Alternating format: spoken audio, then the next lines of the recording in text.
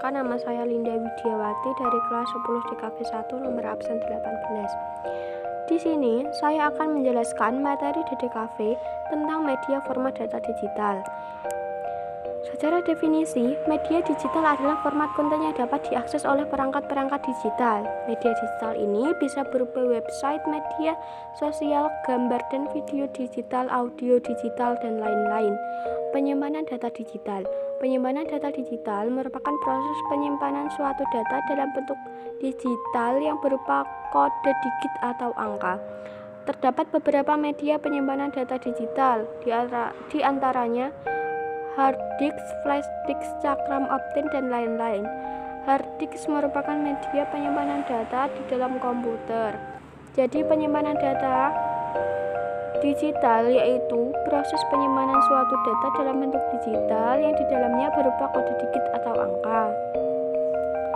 Pengertian, kelebihan, dan kekurangan HDD. Teknologi kini sudah mulai menggantikan hard disk drive atau HDD. HDD adalah penyimpanan utama untuk komputer, baik desktop maupun laptop, yang telah ada sejak lama.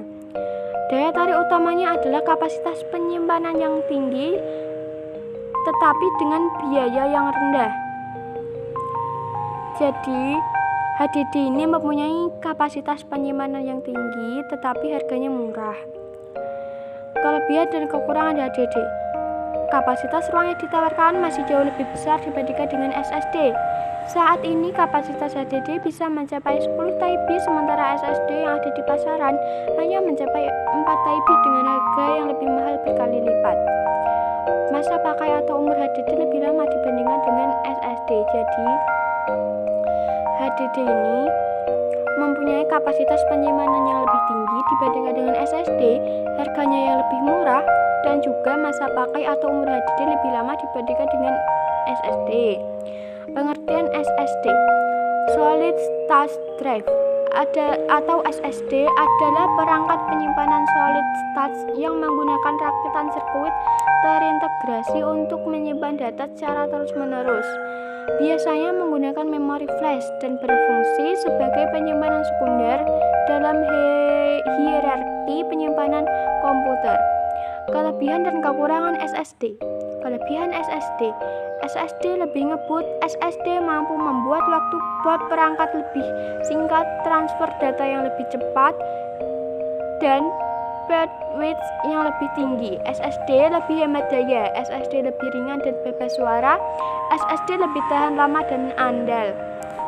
Kekurangan SSD. Satu-satunya kekurangan yang dimiliki SSD adalah harganya yang lebih mahal dibandingkan dengan HDD. Tetapi bagi sebagian orang pemilik laptop, harga SSD yang mahal tentu sebanding dengan keunggulan yang ditawarkan. Jadi walaupun SSD mempunyai harga yang lebih mahal dibandingkan dengan HDD, tetapi harga tersebut sebanding dengan kualitas atau keunggulannya.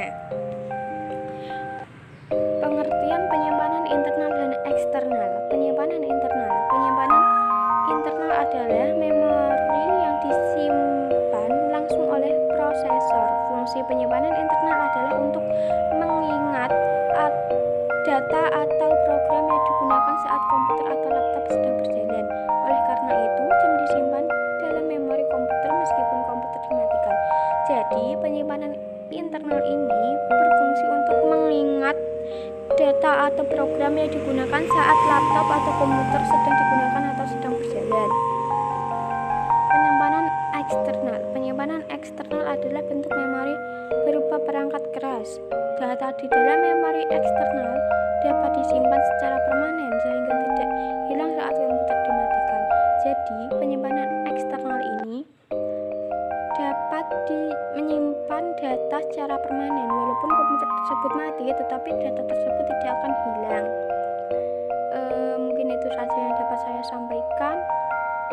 Mohon maaf apabila ada salah kata. Terima kasih dan wassalamualaikum warahmatullahi wabarakatuh.